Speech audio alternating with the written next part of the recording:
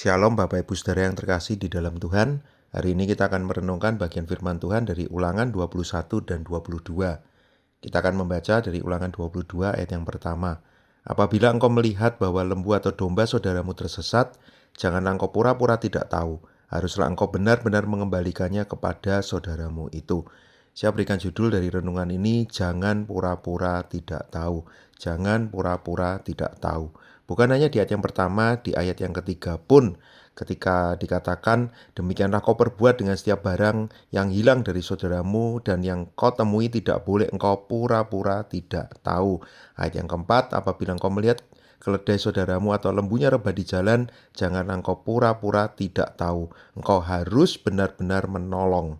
Yang menarik, seringkali kita merasa aman, kita merasa aku baik-baik saja karena kita pura-pura tidak tahu. Ketika kita pura-pura tidak tahu berarti kita tidak peduli. Mungkin kita hanya diam ketika kita tahu ada sesuatu yang seharusnya kita bisa perbuat.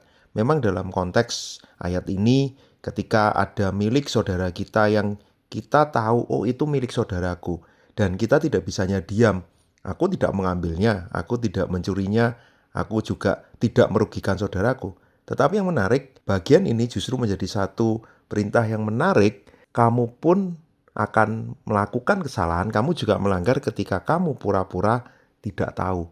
Ketika kamu tahu itu milik saudaramu, kamu harus mengambilnya, kamu harus menyimpannya, bahkan kamu harus membawanya kepada saudaramu itu. Kita tidak bisa hanya diam, tetapi kita harus melakukan sesuatu.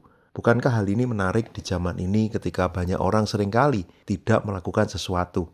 Kadang kita suka di zona aman kita, zona nyaman kita, bahkan kita seringkali menghindari tanggung jawab, menghindari satu hal yang mungkin orang lain bisa tuntut dari kita karena kita memilih untuk tidak berbuat apa-apa. Kita memilih untuk diam, padahal kita tahu seharusnya kita bisa melakukan sesuatu.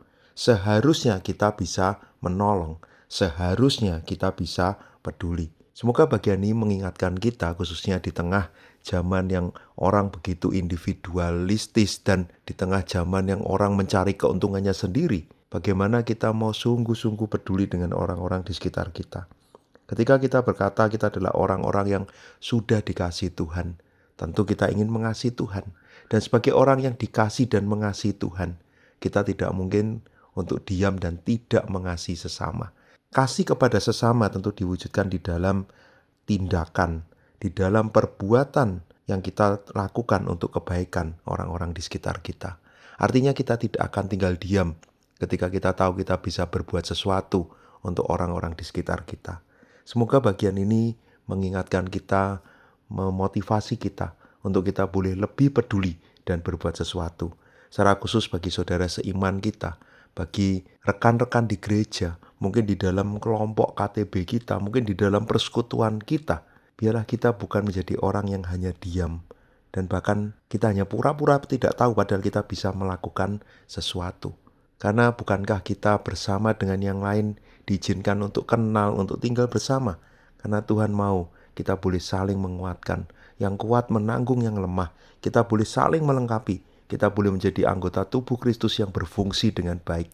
Yang tidak mungkin bisa terjadi ketika kita pura-pura tidak tahu. Mari kita berdoa.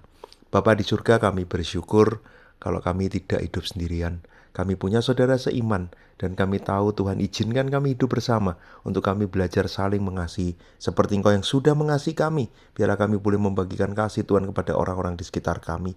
Satu hal yang sering kali kami lakukan, mungkin kami hanya diam, mungkin kami tidak berbuat sesuatu, bahkan kami pura-pura tidak tahu. Ampuni kami Tuhan, biarlah kami mulai mau lebih peduli dan kami melakukan satu tindakan nyata bagi sesama kami yang membutuhkan.